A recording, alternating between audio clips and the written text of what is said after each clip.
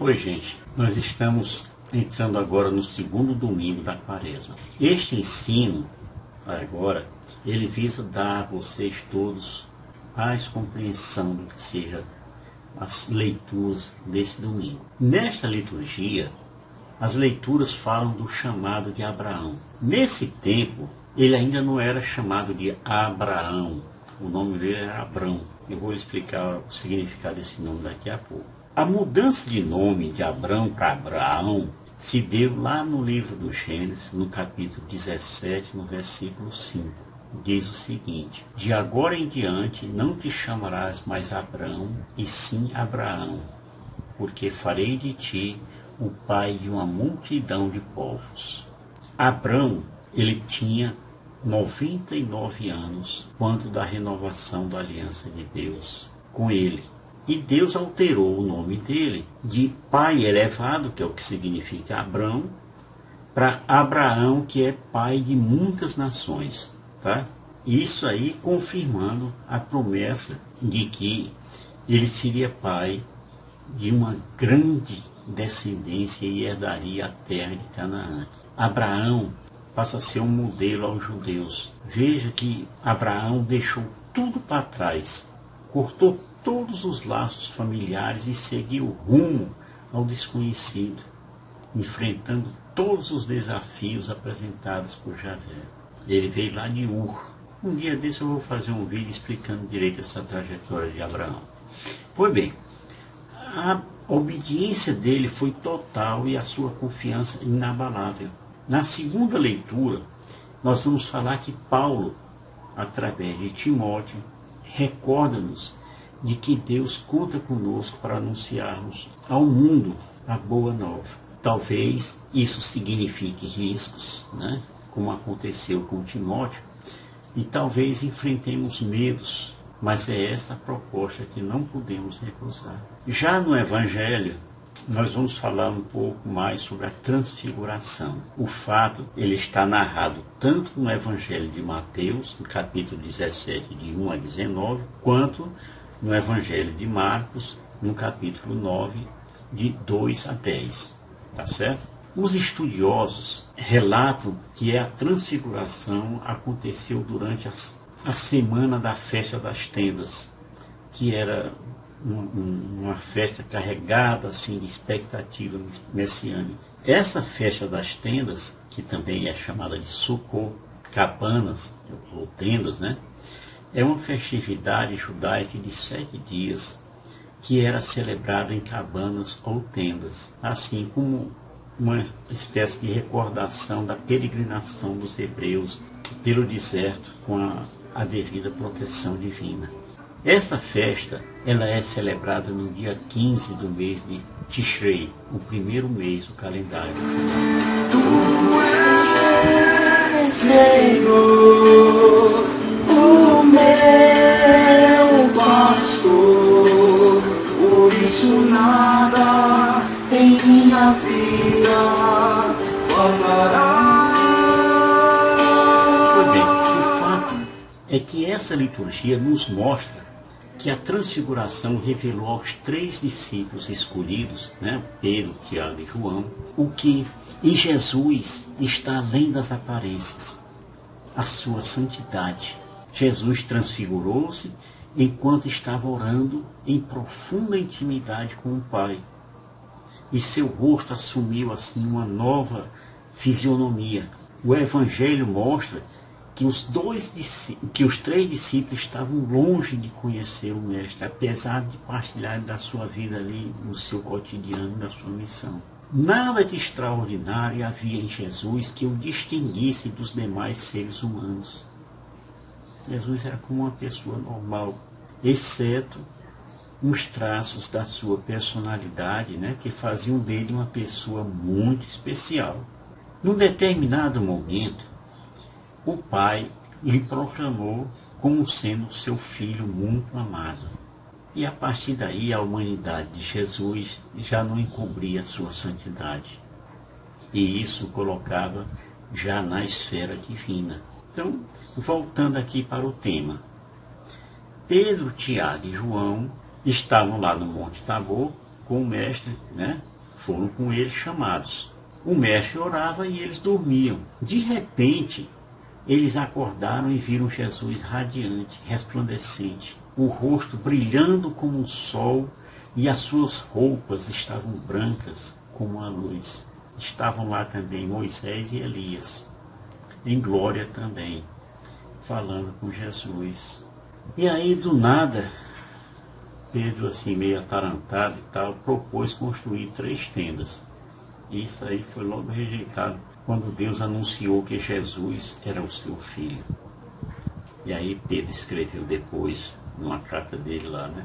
Na realidade, não é baseando-nos em hábeis fábulas imaginadas que nós vos temos feito conhecer o poder e a vinda de nosso Senhor Jesus Cristo, mas por termos visto a sua majestade com nossos próprios olhos.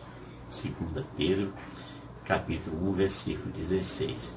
Diz lá que Moisés desvaneceu e que Elias desapareceu. Só Jesus que permaneceu. Então devemos construir somente uma tenda. Muitos constroem tendas aí para Moisés, para Elias, porém não estamos aqui mais sobre a lei do Velho Testamento. Muitos também constroem tendas aí para líderes religiosos, tá? Eu vou lhe falar o nome deles aqui. Como Joseph Smith, né? Nasceu em Sharon, em Vermont, nos Estados Unidos, em 1805 e morreu em 1844. Esse aí é o fundador da Igreja dos Mormons. Também erguem tendas aí para Ellen Goldwhite, que nasceu em Gorham, no estado do Maine, nos Estados Unidos, também em 1827. Essa aí foi que fundou a Igreja Adventista do Sétimo Dia. Também se ergue para Buda, né? Buda é da filosofia budista, né? Da Índia. Ele é lá do século VI a.C. Também se fala muito, assim, como uma tenda de Allan Kardec, que nasceu em Lyon, na França, em 1804 e morreu em 1869. E, ultimamente, quantas tendas não estão sendo erguidas aí para Edir Macedo, né? Edir Macedo, ele nasceu no Rio das Pedras, no Rio de Janeiro, em 1945. É assim, olha, vai tantos e tantos aqui que eu não vou citar todos, tá? Então, muitos armam tendas para os seus pais, bem junto da tenda para Jesus, né? Outros já armam uma tenda para a sua igreja, ou então alguma tradição religiosa. A gente lê em Colossenses 2,9. Pois nele habita corporalmente toda a plenitude da divindade. Nele quem? Jesus, certo?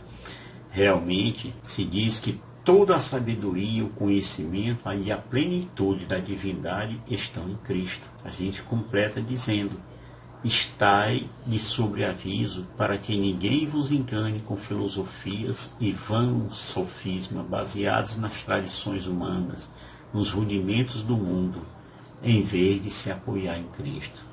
Colossenses 2,8. Tá certo? Eles viram a glória de Jesus, né? Pedro, João e Tiago. Jesus realmente é o Filho glorioso de Deus. Ninguém, de forma alguma, se compara com ele. Buda, por exemplo, não se transfigurou. Maomé, dos muçulmanos, do islamismo, não ressuscitou. Confúcio, o confucionismo, não subiu aos céus. Esse Confúcio é lá da China, né? O tempo dele foi 551 a.C.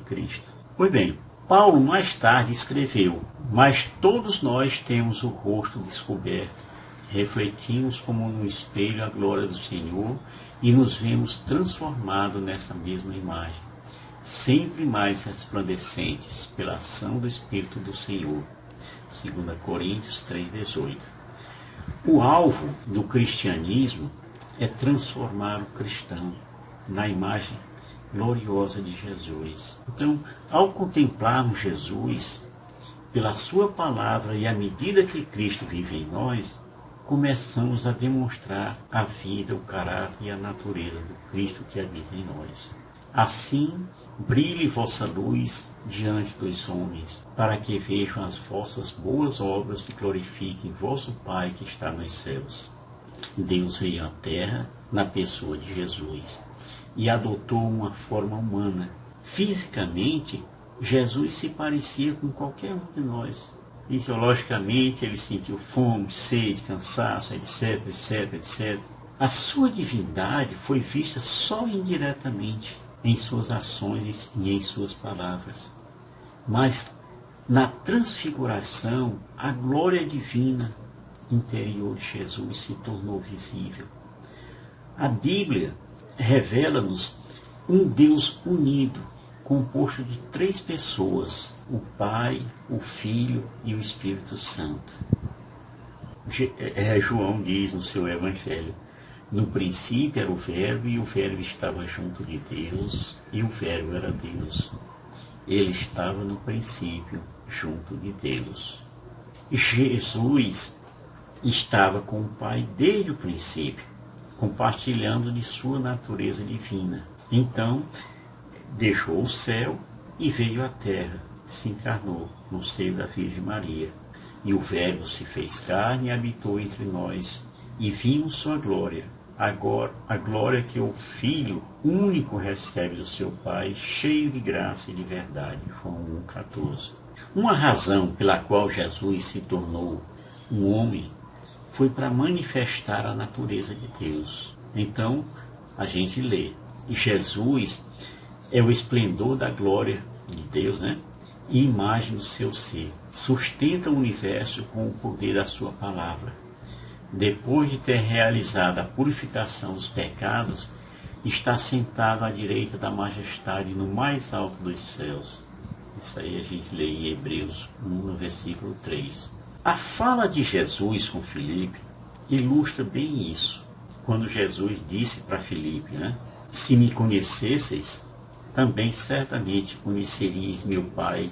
Desde agora já o conheceis, pois o tendes visto. Aí o Filipe disse lá para Jesus: Senhor, mostra-nos o Pai e isso nos basta. Aí Jesus deu aquele olhar 90 lá para Filipe e disse: meu filho, há tanto tempo que eu estou convosco que não me conhecestes, Filipe. Aquele que me viu, viu também o Pai. Como, pois, dizes: mostra-nos o Pai? Não credes que estou no Pai, que o Pai está em mim? As palavras que vos digo, não as digo de mim mesmo, mas o Pai que permanece em mim é que realiza as suas próprias obras. Então, gente, Jesus é a manifestação do Pai. Ninguém jamais viu Deus. O Filho único que está no seio do Pai foi quem o revelou. Você já pensou no que Deus faria, diria ou pensaria se fosse homem? Olhe para Jesus. Tudo o que Jesus disse e fez foi exatamente o que o Pai diria e faria se viesse à Terra como um homem. Que pensamento espantoso, né? Deus se revelou a nós de forma humana. E reconhecer isso em Jesus faz da vida de Cristo uma experiência bem comovente. Aí eu pergunto para vocês: e se um de nós estivesse lá no Monte Tabor e visse a transfiguração, como será que a gente reagiria? E eu pergunto também: como poderíamos realizar essa transformação? Veja, depois que Moisés esteve na presença de Deus, a face de Moisés ficou brilhante, tão brilhante que ele precisava cobrir com um véu para que as pessoas pudessem suportar vê-lo, olhar para ele. Era pura luz, como está dito lá no livro de Êxodo, né? Moisés desceu do monte Sinai, tendo nas mãos as 2 tábuas da lei. Descendo do monte, Moisés não sabia que a pele de seu rosto se tornara brilhante durante a sua conversa com o Senhor. E tendo-o visto, Arão, que era o irmão de Moisés, né? E todos os israelitas notaram que a pele de seu rosto se tornara brilhante e não ousaram aproximar-se dele. Nós, pobres mortais, temos que olhar para Cristo e deixar a sua imagem nos transformar. E essa mudança ocorrerá através do conhecimento de Cristo. Nós temos que olhar para Cristo e começar a agir como ele agia. Falar como ele falava e pensar como ele pensava. Temos que conhecer Cristo bem intimamente, através das Escrituras, né? E admirá-lo tão profundamente que o imitássemos em cada pormenor. Temos que vestir não somente uma máscara religiosa, mas temos que deixar a vida de Cristo renovar as nossas vidas, de dentro para fora. Somente assim é que Cristo terá terminado a sua obra em nossas vidas. Tá? Então, só para efeito de conhecimento, o Monte Tabor, ele está localizado na Galileia, né? Saiba também, aqui só uma curiosidade, que um determinado governador lá naquele tempo da Galileia, cujo nome era Joséfo, ele mandou murar esse Monte Tabor todinho. E isso aí tornava assim quase inconquistável. Ele ficava lá dentro do muro lá. Porém, quando os romanos chegaram, um capitão lá romano chamado Plácido usou lá 600 cavalos e derrubou esse muro. E aí pronto, ficou para todo mundo. Isso aí está no livro do Flávio Joséfos, né? No livro Guerras. E é isso aí, irmãos. Eu espero ter os ajudado a entender um pouco melhor sobre o tema da transfiguração. Participe da missa no domingo e o padre vai lhe dar ainda muito mais esclarecimento sobre esse assunto. Tá certo? Shalom do Pai.